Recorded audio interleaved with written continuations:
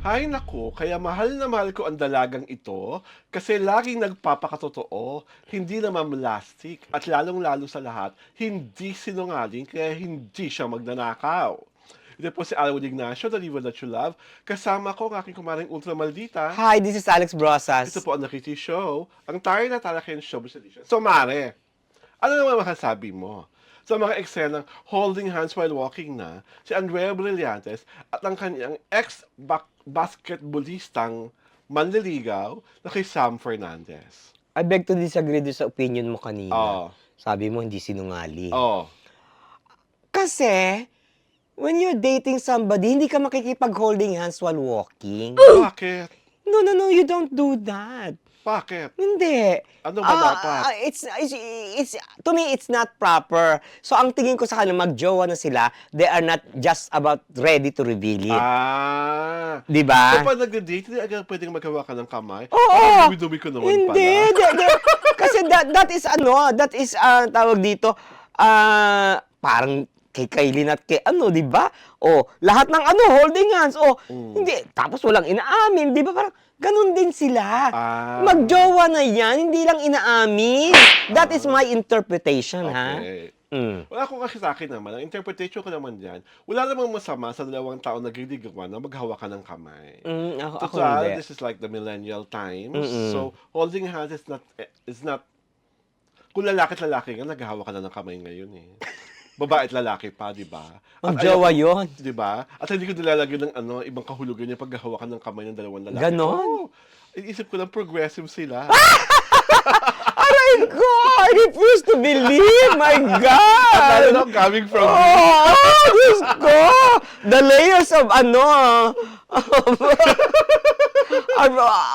are very obvious, my Ang God. nakakatawa pa dyan is that, inamin naman ni Andrea rin sa isang panayam na ready na talaga siya for mature roles. Kaya yon tinanggap niya yung role at yung kataon niya bilang Fatima sa Batang Quiapo. At talaga lang marami na ang nag-aabang ng mga eksena ni DJ Cuenca. At marami natutuwa na talagang napakagandang addition niya sa pangmalakasang primetime show.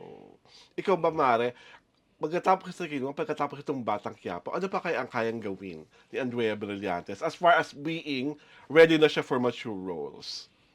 Hindi, be like an Angela King. Ah, true. Oo. Paglatapang ka kay di ba? Bonggang-bongga. Oo, di ba? Kabugin mo, di ba? Oo. Oo, pero kasi ang feeling ko, hindi naman kailangan si Blight. si Blight sa Batang Quiapo. Pero nga kasi, Mm. nag-i-infuse siya ng excitement. Yes. Kasi nga, yung character ni Jay Cuenca ay mafo-fall sa kanya. Di ba? Yes. Parang yun ang premise, di ba? Oo. So, pero kung tutuusin mo, yung ganong role, mas bagay actually yung kay Ivana Alawi. Yung seductress. Kaso nga, sinugi na nga siya sa Oo, show, di diba? ba? So, they needed a new Pinatay face. na siya. Pinatay na siya. Pero yung kabuuan ng character na yon, swak na swak kay Kay Ivana. Kay Ivana. Siya yung perfect for the role. Kaya lang, wala na nga siya, di ba? So, who is the next? Siya na yun. Di ba? So, ibig sabihin nun, in time, we will know talaga kung gaano ka tindi ang story arc ng katauhan niya si Fatima. Kasi ngayon, parang bits and pieces pa lang napapanood At saka natin. parang parang dual yung role niya. Parang, at one point, she was pictured as parang, lang, commoner lang, di ba? Naglalakad sa kalsada. And then, naka-lingerie na, parang high class na siya. Di ba? Parang, it's a dual role, di ba? Parang ganon. Parang mas marami pang meat at intrigue ang malalaman natin tungkol kay Fatima. Sa tingin mo, sabi mo nga, sa iyong opinion, sa iyong interpretasyon, ay magkasintahan na si Sam at si Andrea. Sa tingin mo, sooner or later, aamin na? Hindi, sooner or later, magbe-break din yan. Ano ka ba? My God! So, parang kay Andrea talaga, practice makes perfect. Hindi. Ano? Love is not blind. Ah. Kasi sa kanya, di ba, pag ayaw na niya, ayaw na niya, talaga. di ba? So, love is not blind. Di ba? Ganun siya. Di ba? What ang maganda lang sa kanya, hindi niya tinatago. Alam, makunan man sila ng video, makunan man sila ng picture, tapos Oo. inadmit niya, 'di ba, na they Oo. were dating. Pero ang tingin ko, they were not dating, sila na. At sa tingin mo naman si Sam naglalaban ng mga gamit niya? Well, I refuse to to dignify your statement because I don't know him from from Adam. Hello, Kasi 'di ba? yung ex-basketball boyfriend Andrea, hindi naglalaba. Well, yun ang claim niya, 'di ba? Diba? Who are we to know, 'di ba? Yes. Hindi naman natin malalaman yun eh. Kumbaga, hindi na nga lang pinatulan ni Richie. Oh, dapat lang 'Di ba? naman. Yung ano That's niya. a gentleman thing to do. Oo. Dahil nung nagsalita si Andrea, durog na durog siya after eh. Oo nga, Pero pero ngayon, hindi mo na siya nararamdaman. hindi, pero kung mas durog dapat yun. Mas durog si Andrea. Ah, Pag nagsalita yung lalaki, dahil. oh. Oh. I don't think Richie is going to. Kaya nga, And ito, even if Richie, honestly, spill the beans, I don't think madudurog si Andrea.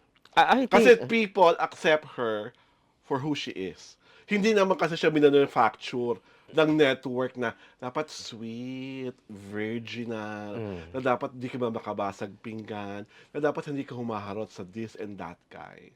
Alam ng mga tao na she's a very modern young woman. And that being the modern young woman she is, mapapatawad at mapapatawad siya. Kasi nga, una, talagang maganda siya. Pangalawa, may talent siya. Tsaka Diba? marunong humawak ng pera, nagbi-business, Hindi 'di ba? na, hindi gastadora. At wala ka naman nakikitang balita na nagwawalwal siya kung saan-saan yung nakukuha Yeah. siya ng in her lasenga moments. Oh, pero yung 'di ba, may joke sa kanya, yung parang toma na, yung Oo. ano na tayo. Kumbaga yung mga ganun, joke-joke lang yun. Kumbaga ginom na tayo. That's supposedly a private thing between her and her friends.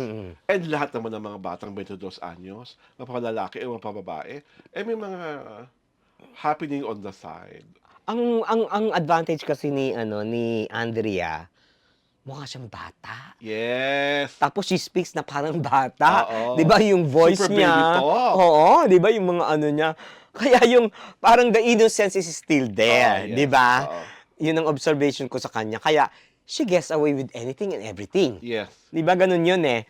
Kasi hindi pa siya yung That's a parang very astute observation. oo, 'di ba parang kasi of course ang daming mga kasing idara niya, pero na talagang they are already of age na talagang pero kasi siya nababali niya eh. Oo. Kasi pag nag-baby talk na siya, 'di ba? Saka pag wala na siyang makeup, Oo. parang siya nagsisais. Oo, 'di ba parang Di ba? she has that Tapos- magic, she has that aura, 'di ba? Also very petite pa. Yung petite parang na. mga boys, gusto siyang i-baby-baby, Oo, 'di ba? Yung Kasi ganon. when she becomes baby-baby, she's really baby-baby. At saka it has come to my observation na ang type niya lalaki naman siya siyongkad sa kanya, no? Best Diyos ko, friend niya, Day. si Kyle Echari, ang tangkad. Hanggang dito lang siya. Diba? Hanggang shoulder lang siya nung pinicturan. Oo. Hanggang shoulder lang siya. O kasi Kyle, di ba Hawak kailangan kamay. niyo mag-heels pa magkasama Oo. sila kasi ang tangkad-tangkad ni Kyle. Hawak BFF niya kamay. yun. So, that's a common denominator of dapat, men. napansin ko, dapat hunky. Dapat matangkad. Tsaka lean. Tapos lean ang katawan. Diba? That's from Richie, from BFF Kyle niya. Oh, tapos si tutong si Sam. oo. Diba? May common Oo, denominator, may 'di ba? pattern physically. Oo. Kailangan matangkad at kailangan gwapo. Oo. Dahil lahat 'Di yun, ba? di ba gwapong Pilipino si Richie. Oo. Gwapong Bisaya si Kyle. Tapos si Sam, Jordanian, Oo, Filipino. Gwapong Jordanian Filipino. Oo, 'di ba? Parang, ha? Lahat na lang nasa iyo, charot!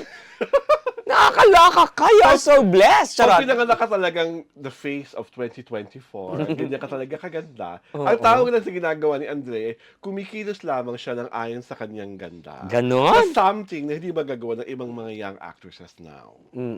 Di Yung iba ba? kasi tawag dito, yun ang charisma ni Oo. ni Andrea, 'di ba? And that charisma is solely hers. Yes. Walang may ganon. Oo. 'Di ba siya lang yun eh. Actually, she reminds me, yung beauty niya, yung innocence niya, yung pero sexy, she reminds me of a very young Alma Moreno noon. Di ba? Ako, yung namayapa na si Stella Estrada. Sa'yo, Stella. Oo, yung parang yung ganon, may Oo. innocence, may Tapos yung, pero yung, sexy. yung come on. Diba? Oo. Yung sexy na hindi bastusin. 'Di ba yung ganon? Diba? Sayang nga yung si Stella, no? Oo. Well, My God. suicide siya because sabi niya nga, this is a crazy planet. Aray ko. iconic suicide note. And, yun na nga, Andrea, ang The Kitty Show ay mahal na mahal ka at naway tumagal at maging makatag ang relasyon niyo ni Sam. Ito po si Alwin Ignacio, The Diva That You Love. Kasama ko ang aking kumaring Ultra Maldita. Hi, this is Alex Brosas. Ito po ang The Kitty Show. Ang tayo na talakayan showbiz edition.